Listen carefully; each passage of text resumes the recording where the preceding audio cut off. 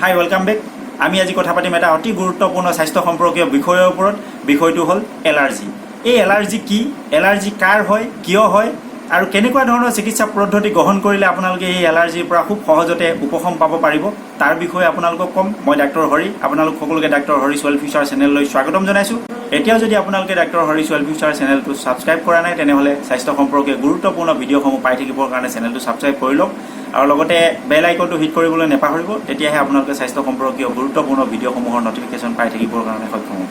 আহক আমি আগবাঢ়োঁ বিষয়টোলৈ। পৃথিৱীত হয়তো এনেকুৱা এজন ব্যক্তি নোলাব যি নেকি কিবা নহয় কিবা কাৰণত এলাৰ্জিৰ সমস্যাত ভোগা নাই। ই এটা অতি পৰিচিত সমস্যা, সকলোৰে হয় এলাৰ্জি। কেতিয়াবা হঠাৎ গাত বীজ বিজাই খজুৱতি বা মহ দাহে কামোৰাৰ দৰে দমনা দমন পাতি প্ৰচণ্ড খজুৱতি হয়, অথবা অকণমান ঠাণ্ডা লাগিলেই চৰ্দি হয়, ঘনাই ঘনাই চৰ্দি কাহ হয়, নাক বন্ধ হয়, উশাহ নিশাহত যথেষ্ট কষ্ট হয়, জলবায়ু পৰিৱৰ্তনৰ সময়ত অথবা অলপ ধূলি মাকতিৰ সংস্পৰ্শলৈ আহিলে ভীষণ সমস্যাৰ সৃষ্টি হয়। এই সকলোবিলাক সমস্যাৰে একমাত্ৰ কাৰণ হ'ব পাৰে এলাৰ্জি। আমাৰ শৰীৰত ঘটা এক ধৰণৰ বিৰূপ প্ৰতিক্ৰিয়াকে এক প্ৰকাৰ এলাৰ্জি বুলি ক'ব পাৰি। ঋতু পৰিৱৰ্তনৰ সময়ত ধূলি বালি, ঠাণ্ডা বতৰ, খাদ্যবস্তু, মেডিচিন আদিৰ জৰিয়তে যদি কোনো এলাৰ্জেনৰ প্ৰকোপ শৰীৰে সহ্য কৰিব নোৱাৰে, তেতিয়া শৰীৰত এক অস্বাভাৱিক প্ৰতিক্ৰিয়াৰ সৃষ্টি হয়, যাক আমি এলাৰ্জিক ৰিয়েকশ্যন বুলি কওঁ। আমাৰ দেহৰ এণ্টিবডি বা ৰোগ প্ৰতিৰোধী ক্ষমতাই আমাক নিয়মিতভাৱে এই এলাৰ্জেনবোৰৰ পৰা সুৰক্ষা দি আহিছে। শৰীৰত এলাৰ্জিক ৰিয়েকশ্যন সৃষ্টিকাৰী এই এলাৰ্জেনবিলাকক আমি এণ্টিজেন বুলিও কওঁ। শৰীৰত এই এণ্টিজেনবোৰ প্ৰৱেশ কৰাৰ পাছত এইবোৰক ধ্বংস কৰিবৰ বাবে আমাৰ তেজত থকা শ্বেতৰক্ত কণিকাবোৰে এণ্টিবডি সৃষ্টি কৰে।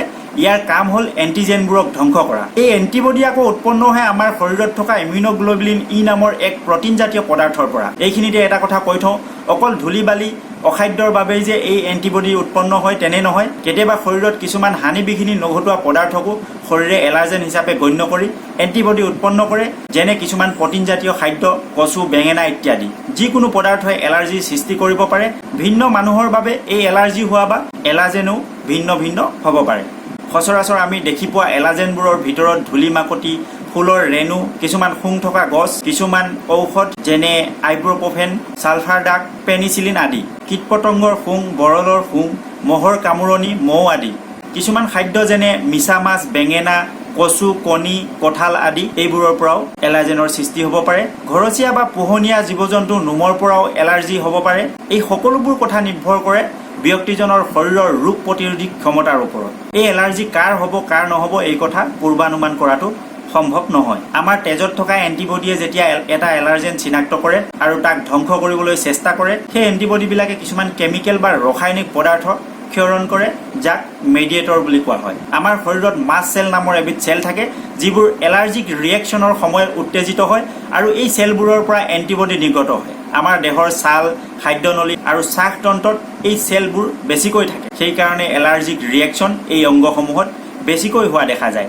এলাৰ্জিক ৰিয়েকশ্যনৰ সময়ত এই মাষ্ট চেলত থকা এণ্টিবডিবিলাকে বিভিন্ন ৰাসায়নিক পদাৰ্থ নিৰ্গত কৰে। ইয়াৰ ভিতৰত হিষ্টামিনেই প্ৰধান। এই হিষ্টামিন অত্যাধিক নিৰ্গত হোৱাৰ বাবে শৰীৰত এলাৰ্জিৰ উৎপন্ন হয় আৰু কেতিয়াবা এলাৰ্জিৰ প্ৰকোপ বৃদ্ধি হয়। মানুহৰ শ্বাসতন্ত্ৰ আৰু হৃদযন্ত্ৰৰ ক্ৰিয়া বন্ধ হৈ মানুহৰ মৃত্যু ঘটিব পাৰে, যাক আমি এনাফাইলেক্সিছ বুলি কওঁ। মই আগতেই কৈছোঁ, মানুহৰ এলাৰ্জি কম বেছি হোৱাটো নিৰ্ভৰ কৰে ব্যক্তিজনৰ দেহৰ ৰোগ প্ৰতিৰোধী ক্ষমতাৰ ওপৰত। বৰ্তমান সময়ত ব্যস্ততাপূৰ্ণ জীৱনশৈলী, খাদ্য অভ্যাস আৰু সঠিক পোষণৰ অভাৱৰ বাবে মানুহ শাৰীৰিক আৰু মানসিকভাৱে দুৰ্বল হোৱাটো স্বাভাৱিক হৈ পৰিছে, যাৰ ফলত মানুহৰ ৰোগ প্ৰতিৰোধী ক্ষমতাও কমি গৈছে। আৰু ইয়াৰ লগে লগে এই এলাৰ্জিৰ সমস্যাও বৰ্তমান সময়ত দ্ৰুতগতিত বৃদ্ধি হৈ গৈ আছে।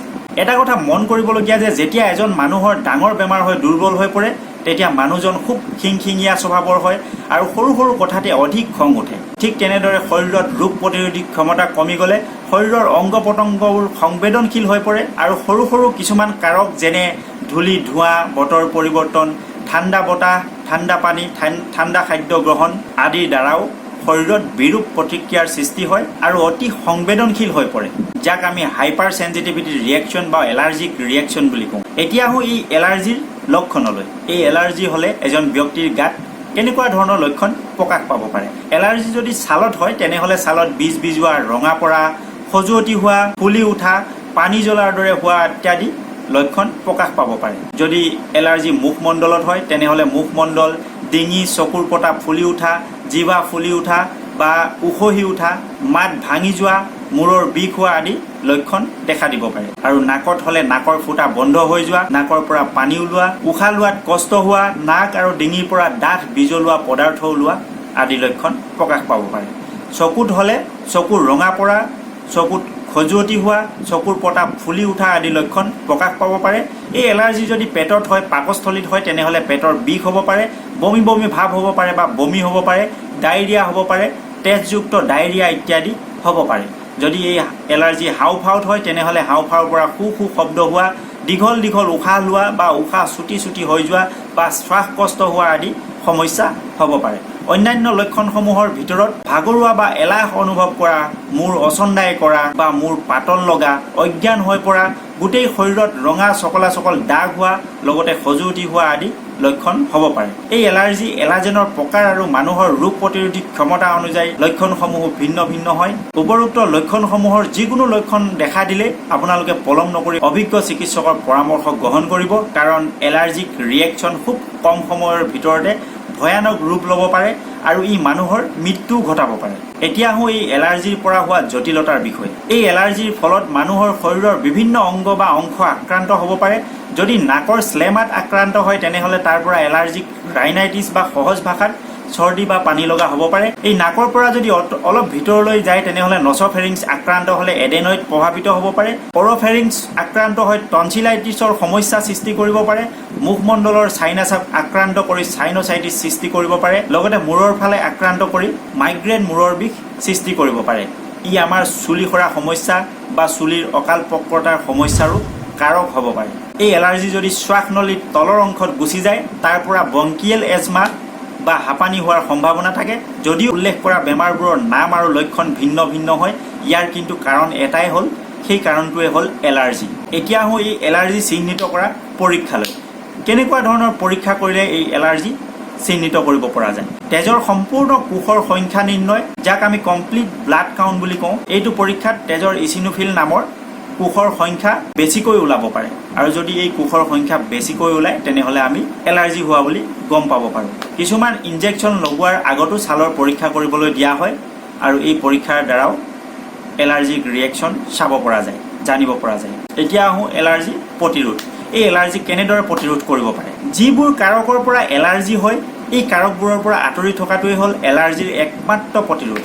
যদি কোনো ব্যক্তিৰ ফুড এলাৰ্জি থাকে, যিকোনো খাদ্য খালে, কিবা খাদ্য খালে যদি তেওঁলোকৰ এলাৰ্জিক ৰিয়েকশ্যন হয়, যেনে কিছুমান ব্যক্তিৰ বেঙেনা খালে এলাৰ্জিক ৰিয়েকশ্যন আহে, কিছুমানৰ ৰঙালাওত এলাৰ্জিৰ ৰিয়েকশ্যন আহে, কিছুমানে গাখীৰ কণী আদি খাব নোৱাৰে। যিবোৰ বস্তু খালে এলাৰ্জি হয়, সেই বস্তুবোৰ সদায় এৰি চলা বা এভইড কৰাই মংগলজনক। লগতে আমি সুষম আহাৰ গ্ৰহণ কৰিব লাগে। ফল মূল, সেউজীয়া শাক পাচলি বেছিকৈ সেৱন কৰিব লাগে।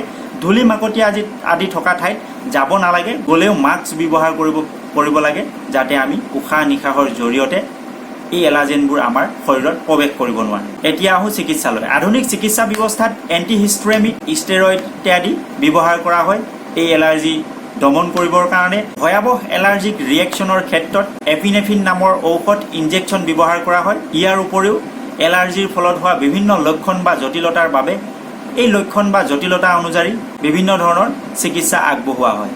এই এলাৰ্জিৰ হোমিঅ'পেথিকত খুব ফলপ্ৰসূ চিকিৎসা আছে। যদি আপোনালোকে এই এলাৰ্জিৰ সমস্যাত ভোগে, তেনেহ'লে আপোনালোকে অভিজ্ঞ হোমিঅ'পেথিক চিকিৎসকৰ কাষ চাপিব পাৰে। আপোনালোকে যদি বিচাৰে, তেনেহ'লে মই পৰৱৰ্তী ভিডিঅ'ত এই সমস্যা সম্পূৰ্ণ নিৰাময় কৰিব পৰা ফলপ্ৰসূ হোমিঅ'পেথিক মেডিচিনৰ বিষয়ে আপোনালোকক ক'ম। যদি আপোনালোকে মোৰ এই ভিডিঅ'টোৰ পৰা অলপো উপকৃত হোৱা বুলি ভাবে, তেনেহ'লে মোৰ এই ভিডিঅ'টো ফেচবুক, হোৱাটছআপ আদি ছ'চিয়েল মিডিয়াত শ্বেয়াৰ কৰিব।